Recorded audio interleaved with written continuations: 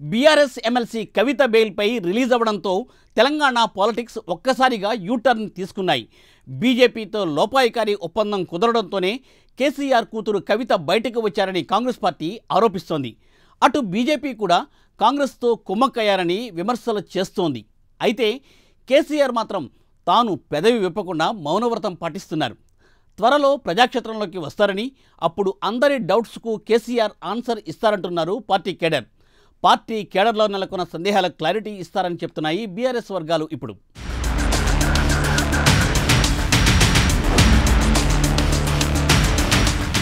Assembly ఎన్నికల్లో ఓడిపోయిన BRS parliament ఎలక్షన్స్లో మాత్రం ఘోరంగా దెబ్బతింది. కనీసం ఒక్కటంటే ఒక్క ఎంపీ సీటు కూడా గెలవలేకపోయింది. 10 ఏళ్లు అధికారంలో ఉండి ఏకఛత్రాధిపత్యం చెలాయించిన కేసీఆర్ వేసిన పాచికలు పనిచేయలేదు. ఎన్నికల్లో ఓటమి, కూతురు కవిత ఢిల్లీ లిక్కర్ స్కామ్లో జైల్లో ఉండడంతో ఆయన ఇంటికే పరిమితమయ్యారు. కాంగ్రెస్ ప్రభుత్వంపై కేటీఆర్, హరీష్ రావు మాత్రమే పోరాటం చేస్తున్నారు. గులాబీ బాస్ మాత్రం సైలెంట్ వెనుక పెద్ద స్కెచ్ ఉందంటున్నారు. త్వరలో గ్రాండ్ రీఎంట్రీ ఇచ్చి యాక్టివ్ పాలిటిక్స్ చేస్తారంటున్నారు బీఆర్ఎస్ శ్రేణులు. ఇప్పటికే యాక్షన్ ప్లాన్ సిద్ధం చేసుకున్నారనే టాక్ వినిపిస్తోంది. కవిత జైలు నుంచి బయటకు రావడంతో కేసీఆర్ ప్రజల్లోకి వచ్చేందుకు రెడీ అయ్యారని బీఆర్ఎస్ వర్గాలు చెబుతున్నాయి. ఆయన టార్గెట్ బీజేపీనా, కాంగ్రెస్నా అన్నది మాత్రం సస్పెన్స్గా మారింది.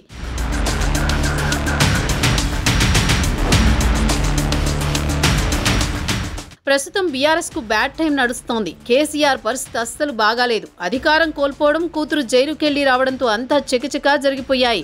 దీంతో ఏం చేయాలో, ఎలా ముందుకెళ్లాలో తెలియని సిచ్యువేషన్. పార్లమెంట్ ఎన్నికల్లో సగం చోట్ల డిపాజిట్లు కోల్పోవడం ఆ పార్టీకి కోలుకోలేని దెబ్బ. ఇప్పుడున్న పరిస్థితుల్లో కోలుకోవాలంటే ముందుగా ఆ పార్టీ అగ్రనాయకత్వం స్థైర్యాన్ని కూడదీసుకోవాలి. ఓవైపు కుమార్తె కవిత జైల్లో ఉంటే కేసీఆర్ బయటకు రాలేకపోయారు.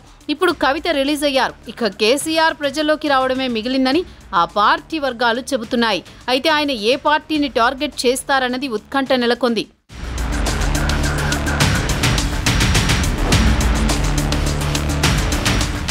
దాదాపు 5.5 నెలలు జైలు జీవితం గడిపిన కవిత బెయిల్పై రిలీజ్ అయిన తర్వాత ఆవేశంతో శపథం చేశారు. తనను అక్రమంగా జైలుకు పంపారని, వడ్డీతో సహా చెల్లిస్తానని వార్నింగ్ ఇచ్చారు.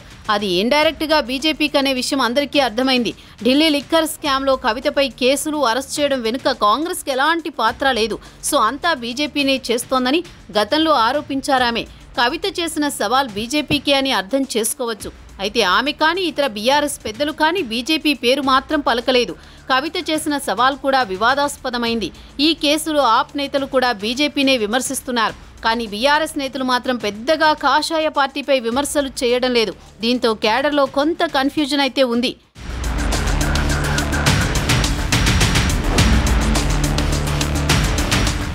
కవితను కావాలనే ఢిల్లీ లిక్కర్ కేసులో ఇరికించి జైల్లో పెట్టిందని కేసీఆర్కు పీకల దాకా కోపం ఉందని బీఆర్ఎస్ వర్గాలు చెబుతున్నాయి. అయితే పరిస్థితులకు అనుగుణంగా గులాబీ దళపతి అడుగులు వేస్తారు. పదవిలో లేకపోవడంతో ఆచితూచి వ్యవహరిస్తారు. ప్రత్యర్థులను ఎప్పుడు ఎలా ఇరకాటంలో పెట్టాలో ఆయనకు బాగా తెలుసు. రాజకీయాలకు అనుగుణంగా వ్యూహాలు ఖరారు చేసుకుంటారు. అందుకే బీజేపీపై ఇప్పుడు ఎలాంటి కామెంట్స్ చేయడం లేదంటున్నారు. అయితే కేసీఆర్ ప్రజల్లోకి వెళ్లి కేవలం కాంగ్రెస్ ప్రభుత్వాన్ని విమర్శిస్తే ప్రజల్లో అనేక చర్చలు జరుగుతాయి. ఇంకా ఏడాది కూడా అవని ప్రభుత్వాన్ని విమర్శిస్తూ జనంలోకి వెళితే ఏం ప్రయోజనం ఉంటుందన్న వాదన కూడా ఉంది.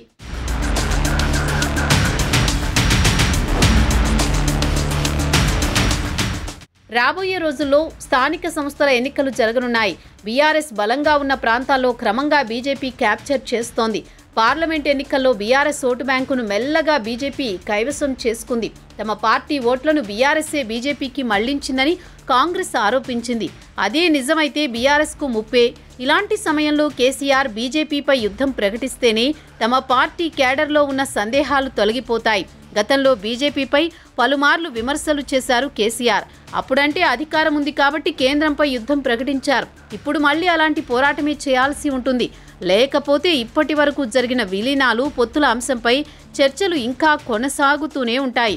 అదే సమయంలో ఎక్కడ ఏ చిన్న ఛాన్స్ ఉన్న బీఆర్ఎస్ ప్లేస్ను క్రమంగా బీజేపీ ఆక్రమించేందుకు సిద్ధంగా ఉంది. ఒకవేళ కేసీఆర్ రంగంలోకి దిగి కాంగ్రెస్ను మాత్రమే టార్గెట్ చేస్తే అది బీజేపీకే ప్లస్ అవుతుందనే అభిప్రాయం వ్యక్తమవుతోంది.